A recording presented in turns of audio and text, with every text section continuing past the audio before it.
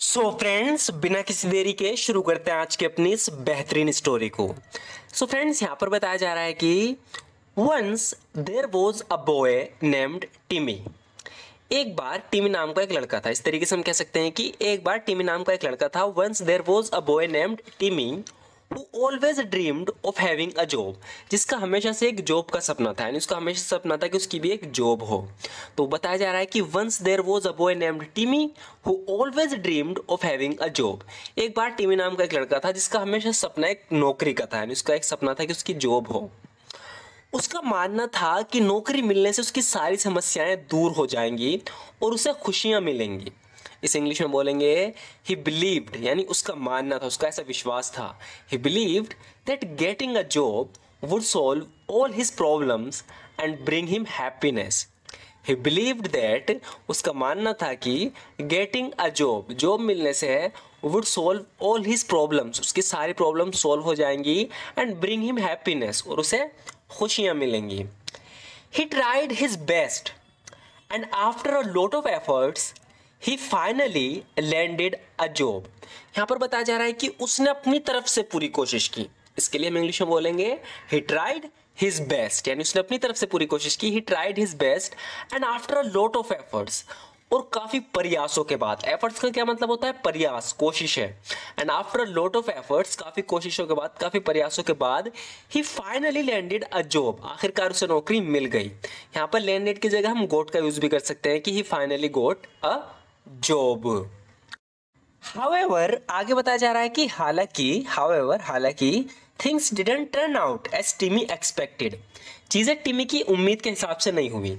टिमी ने सोचा था कि जॉब मिलने के बाद सारी प्रॉब्लम सॉल्व हो जाएंगी और बहुत खुश होगा, लेकिन ऐसा कुछ नहीं हुआ। तो यहाँ पर ये बताया जा रहा है कि हाउएवर, हालांकि things didn't turn out as Timmy expected, यानी जैसा टिमी ने उम्मीद की थी ऐसा कुछ नहीं हुआ, चीजें उसके हिसाब से नहीं हुई। द जॉब टुक अप का यूज हुआ है, ध्यान रखना है। The job took up too much of his time, जो नौकरी थी उसका ज्यादातर समय ले रही थी, यानी नौकरी में उसका ज्यादातर समय चला जाता था। तो बताया जा रहा है कि the job took up too much of his time, leaving him with no time for himself, उसके पास कोई समय नहीं बचता था अपने लिए, और हिज लव्ड वंस, और उसके प्रियजनों के लिए, जैसे उसका परिवार हो गया, जिससे उसके बच्चे हो गए, उसके दोस्त हो गए, जो भी उसके लव्ड वंस हैं, उनके लिए खुद के लिए कोई समय नहीं बचता था। The job took up too much of his time, नौकरी उसका ज्यादातर समय ले रही थी। Leaving him with no time, उसके पास कोई समय नहीं छोड़ रही थी। फॉर हिमसेल्फ, खुद के लिए, और हिज लव्ड वंस, उसके लिए प्यारे हैं और उनके लिए। द वर्कलोड वॉज ओवरवेलमिंग, यहाँ पर बताया जा रहा है कि काम का बोझ बहुत अधिक था, बहुत ही ज्यादा अधिक था उसके ऊपर काम का बोझ, इसलिए बता रहे हैं overwhelming. The workload was overwhelming, यानी बहुत ज्यादा वर्कलोड था उसके ऊपर। And the salary was disappointingly लो, और जो उसकी वेतन थी, जो सैलरी थी, वो निराशाजनक रूप से बहुत कम थी। तो यहाँ पर ये बताया जा रहा है कि the workload was overwhelming and the salary was disappointingly low, काम का बोझ बहुत था और उसकी सैलरी निराशाजनक रूप से कम थी। टिमी ने महसूस किया कि ये नौकरी उसके लिए नहीं है। Timmy realised that this job was not meant for him. Timmy realised that this job was not meant for him, यानी टिमी को महसूस हुआ कि ये नौकरी उसके लिए नहीं है। इस सेंटेंस को हम इस तरीके से बोल सकते हैं जैसे ऊपर लिखा है। हम ऐसे भी कह सकते हैं कि Timmy realised that this job was not the right fit for him. इसका मतलब ये है कि टिमी को रियलाइज हुआ कि इसकी जॉब ही इसके लिए नहीं है। तो यहाँ पर दो तरीके हैं, या तो आप कहोगे कि this job was not meant for him, या this job was not right fit for him. तो आप किसी का भी यहाँ यूज कर सकते हैं। अब आगे बताया जा रहा है कि निराश होकर टिमी ने पद छोड़ने का कठिन निर्णय लिया, यानी कि जब वो काफी हिम्मत हार गया तो उसने सोचा कि अब इस नौकरी को छोड़ दूं। तो यहाँ पर बताया जा रहा है कि फीलिंग डिसहार्टेंड, यानी निराश होकर, Timmy made the difficult decision to quit, Timmy ने पद छोड़ने का कठिन निर्णय लिया। Timmy made the difficult decision to quit, इसका दूसरा तरीका ऊपर लिखा है, देख लेना। अब आगे बताया जा रहा है कि उसने महसूस किया कि वो अपना खुद का कुछ करना चाहता है, कुछ ऐसा जो उसे वास्तव में खुश करे। यानी कि नौकरी छोड़ने के बाद ही रियलाइज्ड, उसे महसूस हुआ that he wanted to pursue something of his own, कि वो अपना कुछ करना चाहता है, something that would make him truly happy, कुछ ऐसा जो उसे सच में खुश करे, जिससे उसे सच में खुशियाँ मिले। तो यहाँ मैंने ऊपर 2 वर्ड लिख रखे हैं, एक तो है चेज, एक है फॉलो। इसका कहाँ यूज़ करना है, जैसे कि यहाँ पर हमने हाईलाइट कर रखा है परस्यू को, तो आप परस्यू की जगह यहाँ चेज का भी यूज़ कर सकते हैं, फॉलो का भी। आप ऐसे कह सकते हैं कि he realized that he wanted to chase something of his own, या आप कह सकते हो कि he realized that he wanted to follow something of his own, something that would make him truly happy, कुछ ऐसा जो सच में खुश करे हैं। तो आप यहाँ पे किसी भी वर्ड का यूज़ कर सकते हो। आगे बताया जा रहा है कि उसने अपना खुद का बिजनेस शुरू करने का फैसला किया। अब इसे बोलने के मैंने यहाँ आपको 3 तरीके बताए हैं। ऐसा इसलिए क्योंकि हाँ ये आपको थोड़ा डिफिकल्ट लग सकता है, तो मैंने इसके 2 तरीके और बताए। अगर आपको ये समझ नहीं आ रहा तो आप इनमें से कोई सा यूज़ कर सकते हो। अगर इस तरीके की सिचुएशन है, आप स्टोरी में ऐसे कुछ बोलना चाहते हो कि उसने अपना खुद का बिजनेस शुरू करने का फैसला किया, हम सिंपल ये भी कह सकते हैं कि he decided to start his own business, या हम थोड़ा इसे बदल के कहेंगे कि he took a leap of faith and decided to start his own business. अगर कहीं ऐसा लिखा हुआ ना तो घबराना नहीं, इसका मतलब होता है कि उसने विश्वास के साथ विश्वास करके, है ना, एक खुद का बिजनेस शुरू करने का फैसला किया। या इसको 2 तरीके और हैं बोलने के, हम कह सकते हैं कि ही ब्रेवली टुक अ रिस्क, उसने बहादुरी के साथ रिस्क लिया, एंड चोज और चुना to begin his own business, अपना खुद का बिजनेस शुरू करने को चुना उसने।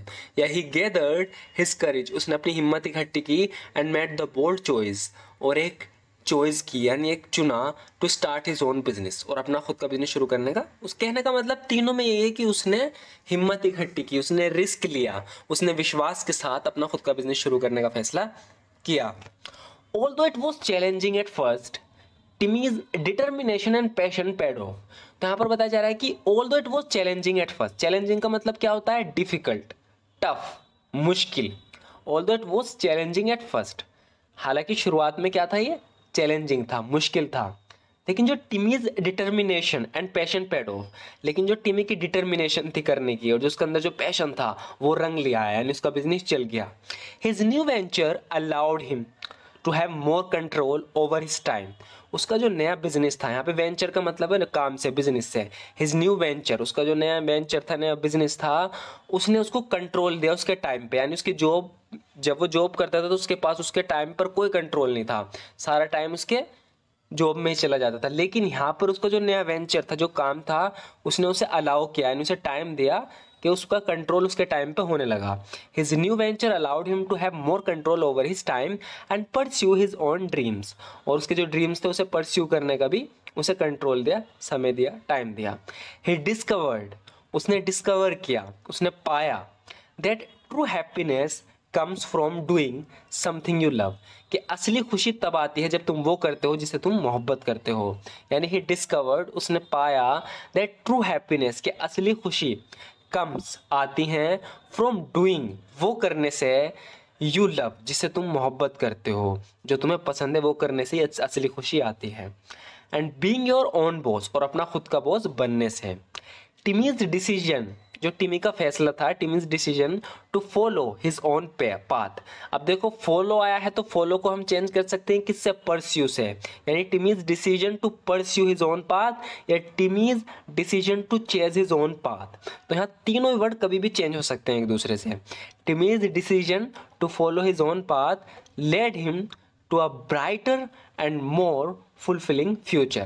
तो यहाँ पर ही बताया जा रहा है कि टिमी का जो फैसला था अपना खुद के रास्ते पे चलने का, अपना खुद का रास्ता फॉलो करने का, यानी अपने खुद के जो उसके सपने थे उस पर चलने का, उसने उसके फ्यूचर को और भी ब्राइटर और फुलफिलिंग बना दिया, यानी उसका जो फ्यूचर था वो और भी ब्राइटर हो गया, बहुत अच्छा हो गया, क्योंकि वो कर रहा है अब जो उसका सपना था करने का। तो यहाँ पर ये बताया जा रहा है कि असली खुशी उसी से आती है जब तुम वो करते हो जो तुम्हारा मन हो, जिसमें तुम्हारा पैशन हो, जो तुम करना चाहते हो। तो ये वीडियो आपको कैसी लगी? अगर आप इस तरीके की वीडियो से अपनी इंग्लिश को इंप्रूव करना चाहते हो तो हमारे चैनल को जरूर सब्सक्राइब कर लेना। वीडियो अच्छी लगे तो लाइक जरूर कर देना। Thank you so much for watching this video friends.